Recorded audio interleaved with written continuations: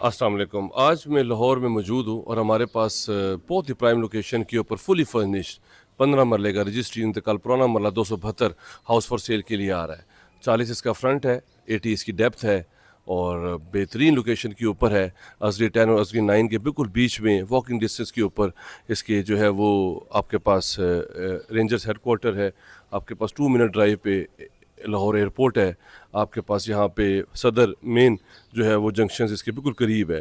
ये घर हमारे पास फॉर सेल के लिए आ रहा है, फुली फर्निश्ड है और बहुत रिजनेबल प्राइस में आ रहा है। अगर आप इस तरह की प्रॉपर्टी में इंटरेस्टेड है, मेरे नंबर पे कॉल करें। अगर आपने अपनी प्रॉपर्टी का भी शूट करवाना है, अगर आप चाहते हैं कि उसको मार्केट किया जाए और उसका बहुत अच्छा रिस्पॉन्स है, तो मेरे दिए गए नंबर पर करंट लोकेशन भेजिए। हमारी टीम आपके पास है कि आपकी प्रॉपर्टी का शूट करेगी। 2 इसमें जो है वो गैराज हैं, 2 गाड़ियाँ खड़ी कर सकते हैं आप ईजीली।